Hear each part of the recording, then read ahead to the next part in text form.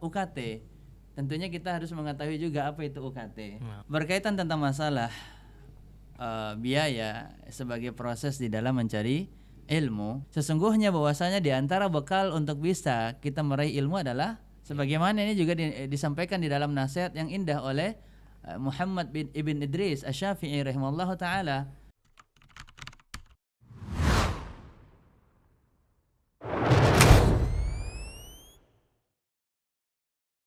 Assalamualaikum warahmatullahi wabarakatuh. Alhamdulillahirabbil alamin. Assalatu wassalamu ala nabiyinal karim nabiyina Muhammadin wa ala alihi wa ashabihi wa man ihtada bihadihi ila yaumil wa ba'd. Selamat datang teman-teman di podcast Izzatus Sunnah X Kamiliano. Bersama saya Imam dan juga narasumber yang insyaallah sudah kita ketahui bersama, yaitu Ustadz Naftriadi. Assalamualaikum Ustadz. Waalaikumsalam warahmatullahi wabarakatuh. Ahlan. Dan juga bersama rekan saya yaitu Ustadz Rio. Assalamualaikum Ustadz. Waalaikumsalam warahmatullahi. Nah, senang sekali rasanya kita bisa kembali menyapa para pendengar dan juga penonton setia kita di rumah. Kali ini kita akan membahas topik yang insya Allah sedang hangat diperbincangkan oleh masyarakat dan juga para netizen, yaitu tentang kenaikan uang kuliah tunggal atau yang kita sebut dengan UKT. Nah, jadi gini teman-teman, kenaikan UKT ini memicu banyak sekali reaksi dan juga komentar dari kalangan mahasiswa maupun orang tua. Dan juga para akademisi juga banyak yang berkomentar. Nah, jadi banyak juga yang merasa terbebani dengan adanya kenaikan ini, terutama mereka yang berasal dari golongan ekonomi menengah ke bawah.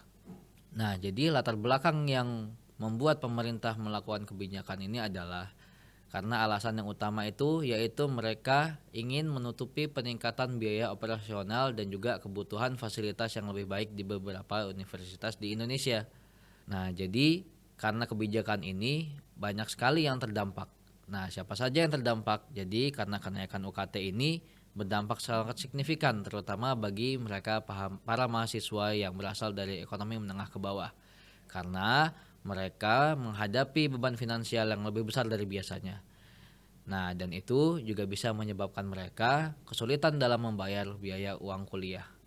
Dan bahkan beberapa mahasiswa terpaksa mempertimbangkan berhenti kuliah ataupun mereka memilih untuk bekerja untuk mendapatkan tambahan dalam menutupi biaya pendidikan mereka. Nah, akan tetapi di balik semua ini, bagaimana sebenarnya pandangan Islam? Bagaimana Islam memandang mengenai pendidikan dan juga pembiayaannya? Dan apa yang bisa kita pelajari dari ajaran Islam tentang keadilan dalam akses pendidikan? Nah, insya Allah itulah yang akan kita bahas lebih dalam pada episode kali ini. Dan itu untuk memberikan perspektif Islami terkait isu kenaikan UKT ini. Jadi pastikan kalian tetap bersama kami untuk beberapa waktu ke depan. Dan insya Allah kita akan mencoba menggali solusi yang tidak hanya relevan secara duniawi, tapi juga sesuai dengan nilai-nilai syariat Islam. Baiklah, tanpa perlu berlama-lama lagi, mari kita mulai diskusi kita hari ini. Semoga pembicaraan kita kali ini memberikan manfaat dan juga pencerahan bagi kita semua. Amin ya rabbal alamin. Baik Ustaz, jadi ini ada beberapa pertanyaan Ustaz. Bagaimana ajaran Islam mengenai kewajiban untuk mencari ilmu bagi setiap muslim Ustaz? Baik. Bismillah, alhamdulillah, salatu wassalamu ala rasulillah wa ala alihi wa ashabihi wa mawalah ma ba'd. Jazakumullah khairan ikhwatal iman wa akhwati fillah kaum muslimin rahimani wa rahimakumullah.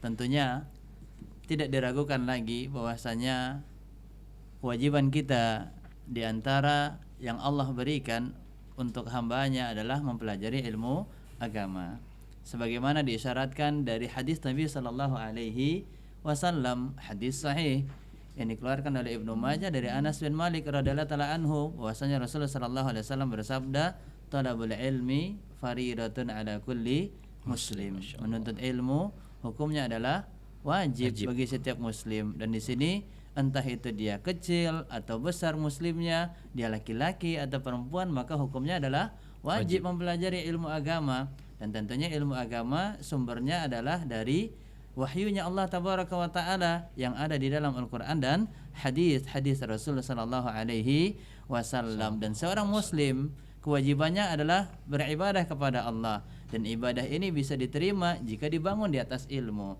Ibadah ini bisa bernilai sempurna dibangun di atas ilmu, sehingga Allah pun juga melarang untuk kita melakukan segala sesuatu tanpa ilmu. Hendaknya kita melakukan sesuatu itu dengan ilmu, khususnya beribadah kepada Allah, baik dari salat, apapun ibadah yang kita laksanakan, kemudian dari ibadah haji, umroh, maka semua ibadah dan amal soleh hendaknya dibangun di atas ilmu. Dan ini Allah berikan penjelasan di dalam Quran surat Al-Isra ayat 36.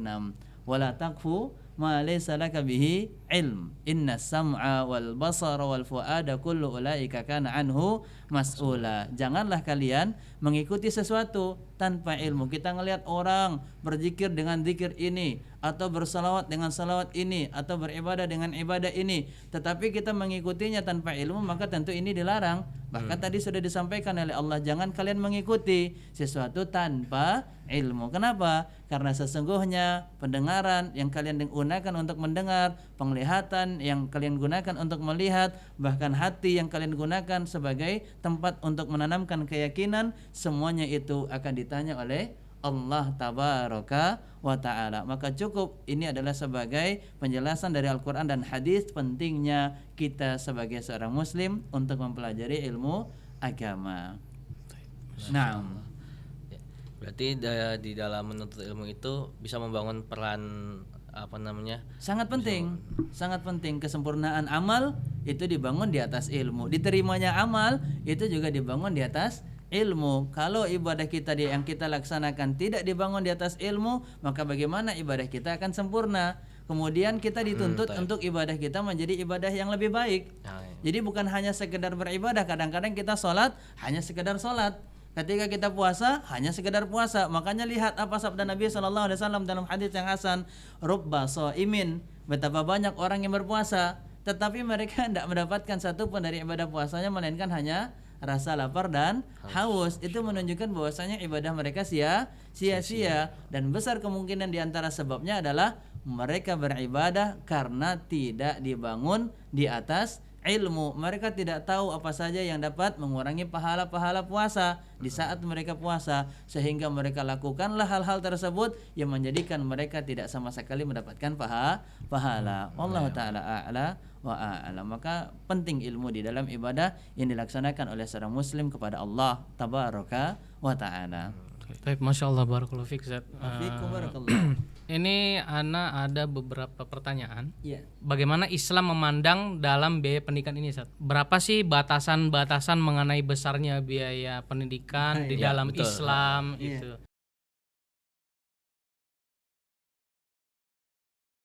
terutama mereka yang menengah ke bawah ya. Betul, kan itu sangat yang berat jadi ya, baik. karena Betul. terkait kenaikan itu mesti berat gitu. Alhamdulillah Mereka wassalatu yang, wassalamu ala Rasulillah wa ala kalangan alihi wa menengah ashabihi gitu. wa mawalah ma Gimana, ba'd. Berkaitan tentang masalah biaya sebagai proses di dalam mencari ilmu, ya, ini kan termaksud daripada proses di dalam mencari ilmu. Ya, betul, Ustaz. Dan perlu diketahui juga oleh mereka para penuntut ilmu, ya, dan juga segenap tentunya orang tua yang akan menguliahkan ataupun juga akan menyekolahkan anak-anaknya untuk mencari ilmu. Sesungguhnya bahwasanya di antara bekal untuk bisa kita meraih ilmu adalah adanya uang. Sebagaimana ini juga disampaikan di dalam nasihat yang indah oleh Muhammad bin Ibn Idris Asy-Syafi'i rahimahullahu taala, yaitu yang kita kenal sebagai Imam Asy-Syafi'i rahimahullah taala pernah berkata, akhi lan tanalal ilma illa bisittah. Wahai saudaraku, kalian tidak akan pernah mendapatkan ilmu dengan baik kecuali dengan 6 bekal. 6 bekal.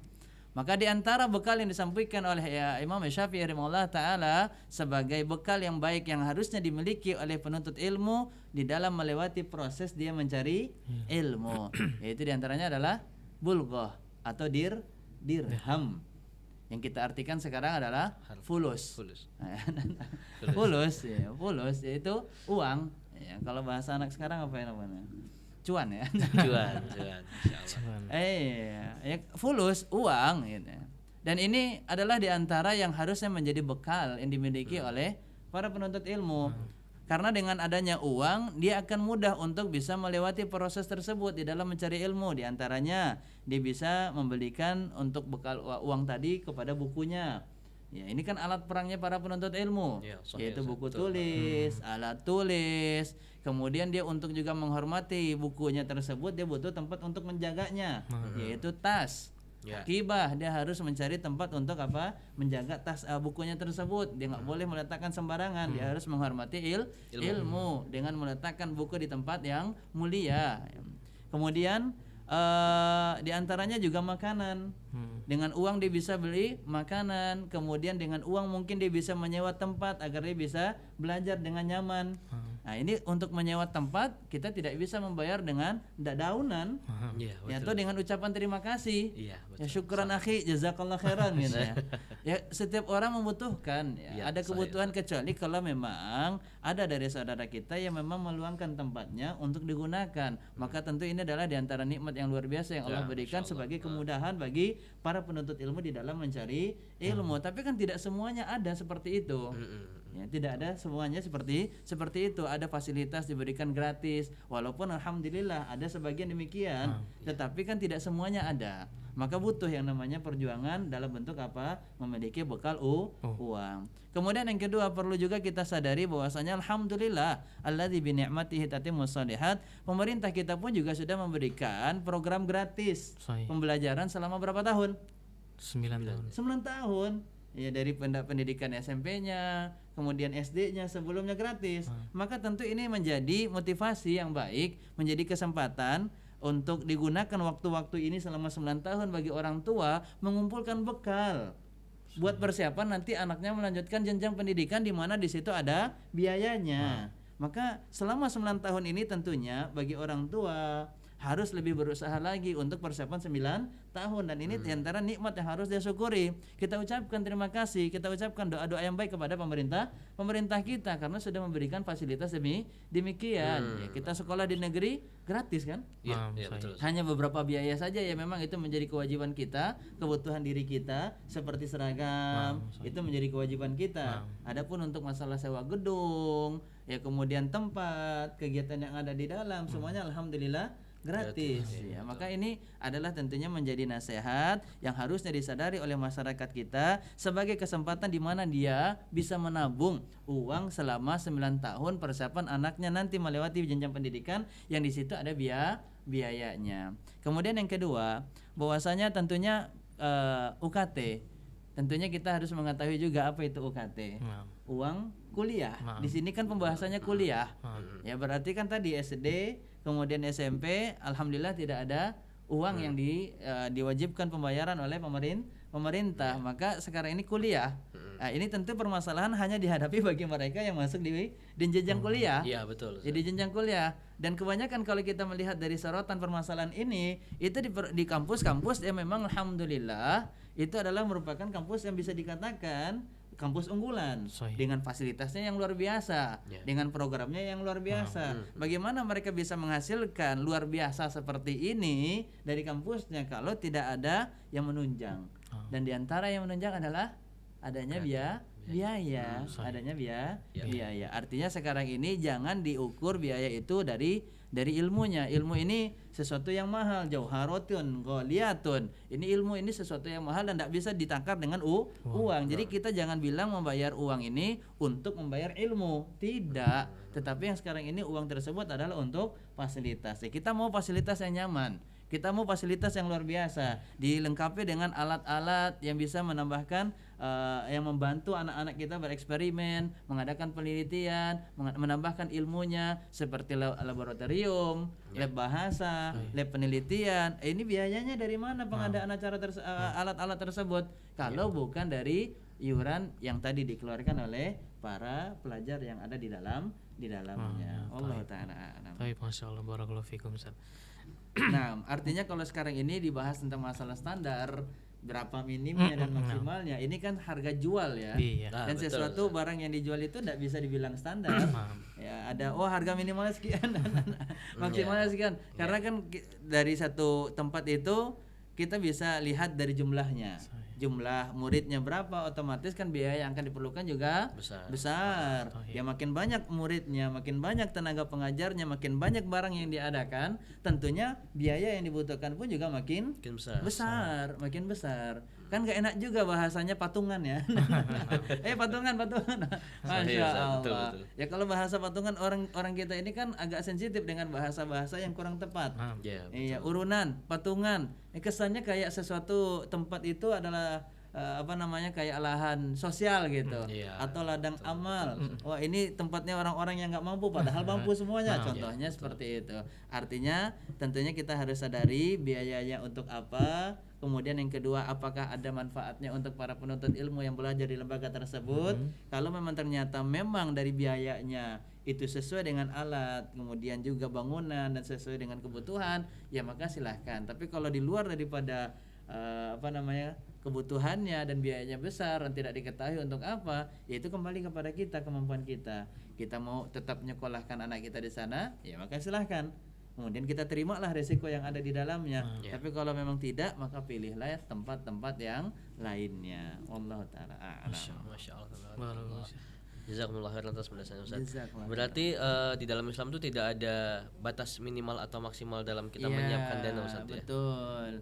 Apalagi di dalam mengadakan fasilitas-fasilitas di dalam pembelajaran. Ya karena sistemnya di sini kita sama-sama membutuhkan. Sama-sama membutuhkan. Nah, masyaallah. Jazakumullah khairan Ustaz atas penjelasannya. Jadi ini kan tadi kita membahas UKT Ustaz ya.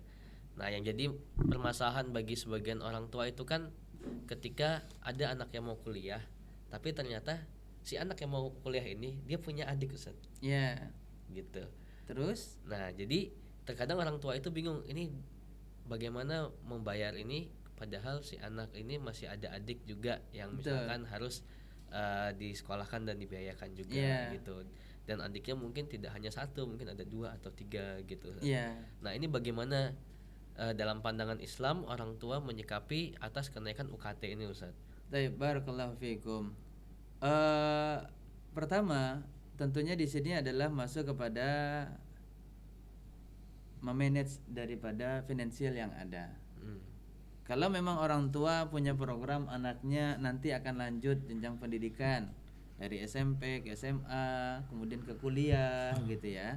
Berarti kan orang tua sudah tahu harusnya kurang lebih apa yang menjadi kebutuhan dia, berapa totalnya untuk anaknya berapa, untuk anak pertama berapa, untuk anak yang kedua berapa, anak yang ketiga berapa. Dan ini adalah diantara juga menjadi kewajiban orang tua ya.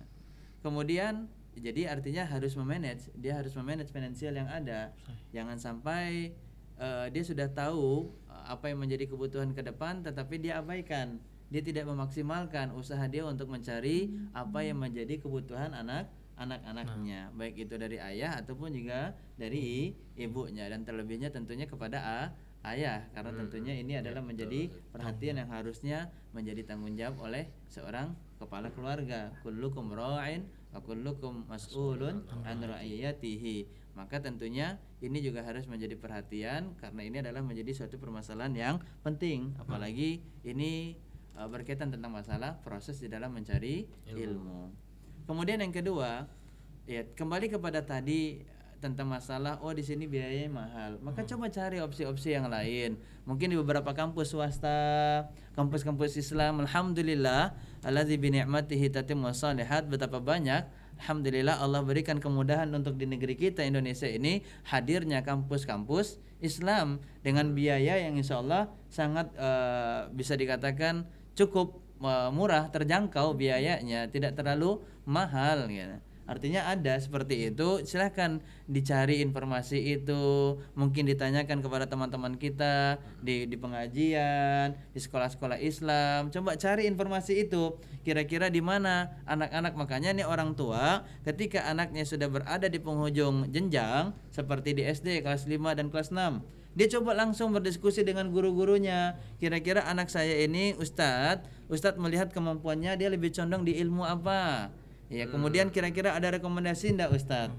Maka coba tanyakan, minta nasihat kepada guru-gurunya, karena tentunya guru juga lebih mengetahui tentang kemampuan daripada muridnya. Lebih cocok dia dimasukkan ke sana, Ibu, lebih cocok ke sana. Oh Ustaz, kalau di sana biayanya mungkin saya belum sanggup. Coba mungkin cari lagi informasi yang di sana ada bantuan, ada subsidi silang. Alhamdulillah, lembaga pendidikan Islam ini kita bersyukur di antara nikmat Islam, saling membantu, wa ta'awanu 'alal birri wat taqwa. Banyak sekali pesantren-pesantren baik itu yang jenjangnya SMP, SMA ataupun juga kuliah, yang mereka pun juga memberikan bantuan kepada kaum muslimin untuk memberikan kemudahan kepada mereka mencari ilmu. Coba dia cari informasi. Kemudian yang kedua tadi, melihat daripada kemampuan. Kalau memang tidak mampu, tentunya jangan dipaksakan. Fattaqullaha mastata'tum. Cuman kadang-kadang kita seperti itu, memaksakan diri di luar daripada kemampuan, akhirnya pinjam sana, pinjam sini, terlilitlah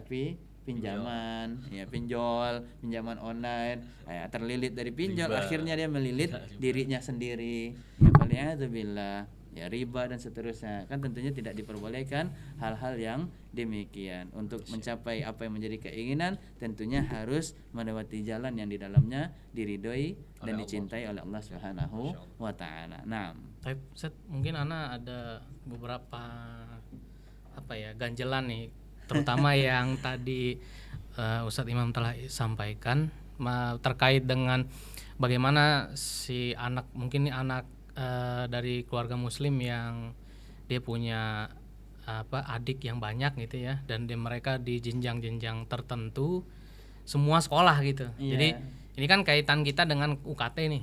Mungkin abangnya yang paling besar ini, kalau dari masalah UKT ini ya yang ana lihat itu kenapa jadi viral, kenapa jadi booming gitu ya, itu karena terkesan pemerintah itu terburu-buru dalam mengambil keputusan. Jadi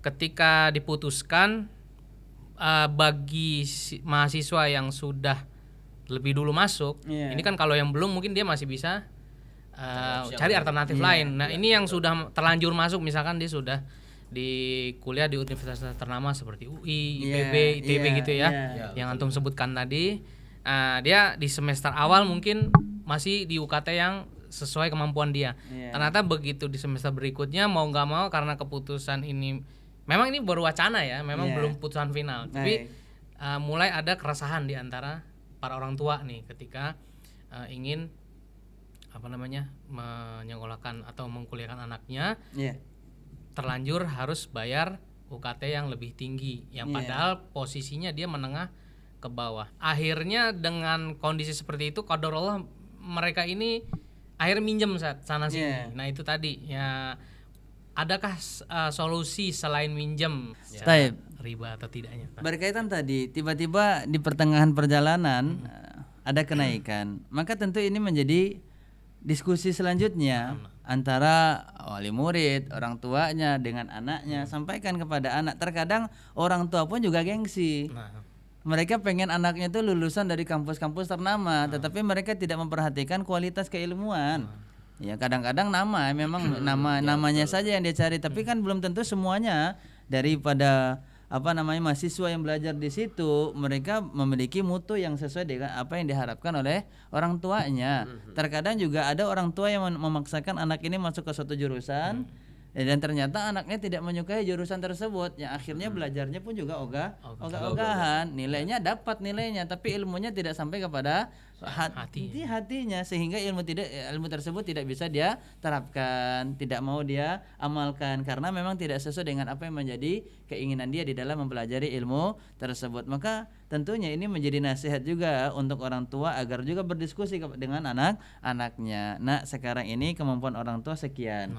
Pahamkan kepada anak. Kadang-kadang anak ini juga tidak tahu tentang kesulitan yang dihadapi oleh orang tuanya, sehingga dia merasa segala sesuatu itu mudah. Dia mau apa dapat, gitu ya. Sehingga dia tidak tahu yang namanya kesulitan yang dihadapi oleh orang tuanya. Maka coba orang tua pun juga berdiskusi kepada anaknya, dan ini bukan aib. menyampaikan kesulitan kita kepada anak untuk mencari maslahat biar anak kita tahu tentunya ini bukan aib, karena kadang-kadang orang tua pun juga menganggap ini aib, nanti dianggap orang tuanya tidak mampu, dia takut nanti anaknya udah nggak respect lagi sama orang tuanya gitu ya kan, karena udah nggak punya uang. Ya tetap aja orang tua akan dianggap orang tua mau dia punya uang atau nggak punya uang. Emang kalau udah nggak punya uang orang tuanya nggak dianggap lagi sebagai orang tua. Tetap makanya tadi di awal kita sudah mempelajari tentang masalah hukum, mempelajari ilmu agama, kita sudah membahas tentang pentingnya mempelajari ilmu agama. Maka sekarang ini coba di awal itu kita bahas dari prosesnya, dari usia dini. Ya karena kadang-kadang kita sudah langsung pembahasannya langsung di yang tinggi. Coba kita benahi dulu yang dari awal, dari bawah. Biasanya kalau proses dari bawah itu sudah baik, maka nanti melewati jenjang-jenjang pendidikan selanjutnya akan juga lebih baik lagi. Akan bisa dipahami kenapa kok keadaan demikian terjadi di tengah-tengah masyarakat. Kemudian yang kedua, sebelum ketika kita dihadapi dengan suatu permasalahan seperti tadi dan tentang kenaikan, cobalah dia ngambil solusi dengan apa? Ingat Allah terlebih dahulu, yaitu dengan cara berdoa. Iyyaka na'budu wa iyyaka nasta'in. Maka dia minta pertolongan Allah dengan doa. Ya fattaqullaha mastata'tum, dia bertakwa pada Allah sesuai dengan kemampuannya. Dengan dia bertakwa, Allah Subhanahu wa taala akan memberikan jalan keluar. O may yattaqillah yaj'al lahu makhraja. Ini dulu, jangan pikirnya uang ini milik Allah. Lillahi ma fis samawati wa ma fil ard. Ya, jadi jangan langsung dimikirin kemana nih saya nyari uang. Kemana? Ya tinggal diangkat tangannya. Terlebih dahulu dia minta kepada Allah, berikan solusi, berikan jalan keluar dengan dia berdoa kepada Allah tabaraka wa taala. Bahkan kata Nabi sallallahu alaihi wasallam, la yaruddul qada wala qadar illa du'a. Tidak ada yang merubah yang namanya takdir ataupun ketetapan Allah kecuali doa. Doa ini bisa merubah takdir. Makanya sekarang ini kaum muslimin ketika dihimpit permasalahan, dihadapi suatu problematika kehidupan, coba dia mengadukan terlebih dahulu kepada Allah tabaraka wa taala. Innama ashku basti wa huzni ilallah. Diadukan keluh kesahnya, kesedihan hatinya kepada Allah tabaraka wa taala. Dia cari dulu ketenangan hatinya dengan doa. Ala bi dzikrillah tatmainnul qulub. Nanti ketika hatinya sudah tenang setelah dia berdoa, lihat bagaimana keadaan dia, insya Allah akan menjadi yang lebih baik lagi. Setidaknya tadi dia tidak akan tergesa-gesa di dalam mengambil keputusan. Kemudian yang selanjutnya, penilaian tentang masalah ketergesa-gesaan oleh pemerintah. Kita lihat tim yang ada di dalam pemerintah itu juga tim ahli pendidikan. Mereka ada yang profesor, ada yang mereka yang doktor dengan jenjang pendidikan yang luar biasa. Mereka punya ilmu dan punya pengalaman. Dari penelitian dan penelaahan yang mereka lakukan itu juga sudah lama dan sudah luar biasa, dalam dan juga detail pembahasan yang mereka bahas. Cuman mungkin masyarakat kita yang ada di Indonesia ini saja yang merasa kaget tiba-tiba diberikan wacana demikian. Nah, ini kan baru wacana, menunjukkan bahwasanya kan masih ada waktu untuk sekian berapa tahun lagi mungkin baru diambil keputusan. Berarti kan tidak tergesa-gesa. Baru namanya wacana. Namanya wacana berarti masih dalam pembahasan. Maka sekarang ini doakan diri sendiri, doakan keluarga dan juga doakan pemerintah kita, serta doakan tempat-tempat pendidikan Islam ini juga bisa memberikan pelayanan yang bermutu, tetapi dengan harga pendidikan atau biaya pendidikan yang tidak terlalu tinggi. Mudah-mudahan Allah Subhanahu wa taala memberikan kita kemudahan untuk bisa meraih ilmu yang bermanfaat. Nah, Masyaallah Jazakumullah khairan Ustaz. Tadi kan sempat antum mengatakan bahwasanya ketika kita merasa sempit atau merasa wah ada sesuatu yang naik nih, kita butuh sesuatu, kita meminta dan berdoa kepada Allah. Nah, ana rasa ini memang kaum muslimin sekarang ini lupa akan hal itu, Ustaz. Jadi misalkan ada suatu hal yang berat buat dia gitu, itu mesti pikirannya udah aneh-aneh gitu. Bahkan kan waliyadzubillah itu sebagian orang tuh berpikiran untuk bunuh diri atau mengakhiri hidupnya gitu. Nah, kemudian misalkan terlilit hutang, kemudian mereka ada suatu kebutuhan yang memang benar-benar butuh gitu. Ya sampai mereka akhirnya melakukan segala hal yang memang diharamkan oleh Allah Subhanahu wa taala gitu. Gitu. Nah, itu karena mereka banyak yang lupa untuk berdoa sama minta kepada Allah Subhanahu wa taala. Bahkan ulama atau salaf zaman dahulu itu sampai garam pun itu minta sama Allah semua. Betul. Ya, jadi Masya Allah, mungkin itu yang poinnya ya, kita harus minta dan menggantungkan semua apapun itu pada Allah gitu, ngemis sama Allah, Ustaz. Betul. Ya, karena memang Masya Allah ya, itu pengingat ya buat anak pribadi juga ya, dan mungkin juga buat kaum muslimin yang ini. Terkadang kita sebagai kaum muslimin dan manusia ya yang banyak salah dan juga lupa, itu kadang kita lupa kalau kita itu punya Allah Subhanahu wa taala, Ustaz. Betul. Jadi memang Masya Allah, jazakallahu Padahal khairan Ustaz Allah atas itu pengingatnya. dekat ya. Iya, Masya Wa Allah, idza betul. salaka ibadi anni fa inni qarib. Padahal Iya, Allah itu Masya Allah. dekat. Tapi kitanya sendiri yang menjauh dari Allah Subhanahu wa taala. Allah dekat. Dekat penglihatannya, dekat pendengarannya, dekat pengawasannya, dekat ilmunya akan apa yang dilakukan dan yang dibutuhkan oleh hambanya. Allah mendengar setiap munajat yang disampaikan oleh hambanya. Allah mengetahui apa permasalahan yang sedang dihadapi oleh hambanya. Wa idza sa'alaka ibadi anni fa inni qarib ujibu da'watad da'i idza da'an falyastajibu li. Dan Allah mengabulkan setiap doa yang dipanjatkan kepadanya idza da'an, apabila dia berdoa kepadaku, maka setiap doa itu pasti dikabulkan. Quran surat Ghafir ayat 60, wa qala rabbukum ud'uni astajib lakum, berkata Rabb kalian doalah kepadaku, ya maka aku akan kabulkan selama dia memenuhi syarat-syarat di dalam berdoa. Di antaranya dia meminta kepada Allah dengan penuh harapan. Kemudian yang kedua dengan prasangka baik. Ana 'inda dhanni 'abdi bi. Dalam hadis qudsi dari Abu Hurairah radhiyallahu taala anhu, Nabi sallallahu alaihi wasallam bersabda, Allah tabaraka wa taala berfirman, aku itu sesuai dengan prasangka hamba-Ku, in dhanna bi khairan, kalau dia berprasangka baik kepadaku, maka kebaikan itulah yang akan aku berikan. Kalau dia berprasangka akan ada kemudahan, akan ada jalan keluar, Allah akan segera mengangkat kesulitannya, Allah akan memberikan dia banyak solusi dari setiap permasalahan yang saat ini dia hadapi, maka Allah akan berikan sesuai dengan apa yang dia prasangkai kepada Allah dari prasangkaan yang baik tersebut. Tetapi sebaliknya, wa in dhanna bi syarran falahu, tapi kalau dia berprasangka buruk kepada Allah tabaraka wa taala, maka keburukan itulah pula yang akan Allah berikan. Oh, rasanya hidup ini akan selalu sulit. Paling habis ini juga ada masalah lagi. Nah, itu yang baru selesai satu masalah, paling habis ini masalah lagi.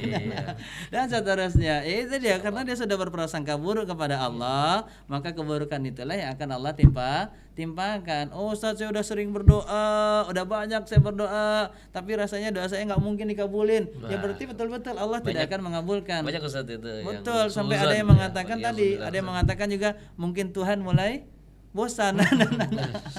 Padahal Allah Subhanahu wa taala tidak pernah bosan daripada mendengarkan munajat yang disampaikan oleh seorang hamba kepada Allah tabaraka wa taala. Kalau kita mendengar orang minta-minta terus kepada kita, kita mungkin bosan. Bahkan mungkin kita kesal dan marah. Tapi kalau Allah tabaraka wa taala, jangan disamakan sifatnya Allah dengan manusia. Kalau kita mungkin kesal dan marah, sering diminta-mintai sama orang, tapi kalau Allah sering diminta-mintai sama hambanya, bahkan semua hambanya dalam seluruh kehidupan dunia ini meminta dalam satu waktu, yang ada di muka bumi ini meminta dalam satu waktu, maka Allah tidak akan pernah bosan. Bahkan Allah itu senang dengan munajat yang disampaikan dan yang diminta oleh hambanya. Jadi jangan dulu pikirkan pinjol atau pinjaman dulu lah gitu ya kan. Ya coba mungkin dia cari dulu cara-cara kebaikan yang lainnya dengan cara apa? Sedekah. Mana qasad sadaqatun min mal. Sedekah itu enggak pernah mengurangi harta. Ketika kita bersedekah walaupun tidak banyak, tetapi continue, insya Allah Allah akan tambahkan, yudha'af, Allah akan kasih tambahan yang berlipat ganda. Tapi tadi dengan ikhlas, jangan malah ada hitung-hitungan dengan Allah, ya Allah ana sedekah nih tolong ganti dong sedekahnya 500 mintanya 500 juta. Iya, sedekahnya cuma 1000 mintanya gantinya 100 juta. Subhanallah. Ya artinya dia sedekahkan, kemudian nanti dia berharap balasan entah itu di dunia dan di akhirat, tentunya dengan cara dia terus memperhatikan niat dia bersedekah, niat dia membantu orang lain di dalam kebaikan karena Allah tabaraka wa taala, bukan karena berharap dibantu juga oleh orang lain. Dan tentunya ini juga menjadi nasihat dan perhatian bagi kaum muslimin yang mampu, yang Allah berikan harta lebih kepada mereka. Mereka pun juga harus mengetahui harta yang mereka dapatkan itu tidaklah mutlak milik mereka sendiri, tetapi ada bagian yang harusnya dia bagikan untuk kaum muslimin, untuk saudaranya, sebagaimana Allah katakan di dalam Quran surat Al-Ma'arij, walladzina fi amwalihim haqqum ma'lum lis-sa'ili wal mahrum. Ada harta yang bagian dari hartanya itu kepada mereka yang hak-hak dimaklumi. Siapa itu hak-hak yang dimaklumi? Yaitu adalah yang minta-minta.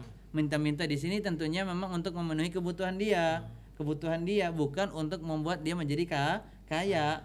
Karena kadang ada orang juga yang profesinya minta-minta biar ngumpulin duit. Memang itu dijadikan profesi, mencari uang, ngumpulin uang. Bahkan mungkin sampai-sampai kita dapatkan kabar ada orang yang minta-minta dia bisa beli tanah. Dia bangun rumah di kampungnya. Allahu Akbar.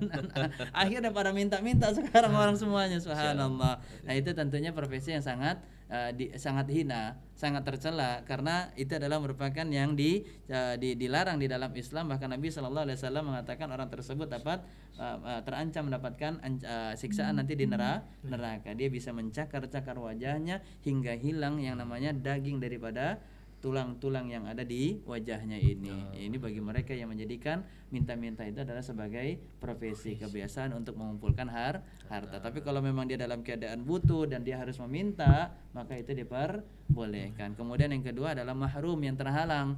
Contoh seperti saudara kita yang sedang sakit, dia terhalang untuk biaya pengobatannya, kita bantu. Atau yang sedang safar terhalang, dia habis bekal perjalanannya, dia nggak bisa untuk mencari uang di waktu itu, sedangkan kita mampu untuk bisa memberikannya, maka berikan. Sama seperti juga bekal yang baik untuk para penuntut ilmu, yaitu adalah uang. Bagi kita kaum muslimin yang mungkin Allah anugerahkan harta yang lebih, bantulah saudara kita. Dan diantara bantuan yang baik adalah bagi para penuntut ilmu, karena nanti mereka akan tumbuh besar sebagai penghafal Quran, kemudian pengajar ilmu agama, dan pengajar ilmu agama tentunya adalah pengajar yang paling mulia, sebagaimana Nabi SAW bersabda dalam hadis yang diriwayatkan oleh Utsman bin Affan, khairukum man ta'allama al-Quran wa 'allamahu, sebaik-baik kalian adalah yang mempelajari Al-Quran dan juga yang mengajarkan ilmu Al-Quran, dia mengajarkan Al-Quran. Maka tentu sebaik-baik bantuan yang kita berikan adalah diantaranya kepada saudara kita yang sedang melewati proses mencari ilmu. Nah, wallahu fi aunil abdi, maka al-abdu fi auni akhihi. Allah senantiasa membantu saudaranya, membantu hambanya, selama hambanya ini senantiasa juga membantu saudaranya kaum muslimin. Maka mari kita berlomba-lomba di dalam kebaikan, fastabiqul khairat, untuk kaum muslimin dan muslimat yang Allah berikan kelebihan dari hartanya untuk membantu kaum muslimin di dalam mencari ilmu. Kita lihat ada saudara kita yang semangat membangun sekolah dengan biaya yang mungkin murah, maka bantu tanpa dia harus membuat proposal untuk minta-minta. Dan itu juga tentunya adalah sesuatu yang dapat mengurangi izahnya, izahnya. Maka seseorang harus menjaga marwahnya, yaitu kemuliaan dirinya dengan tidak meminta.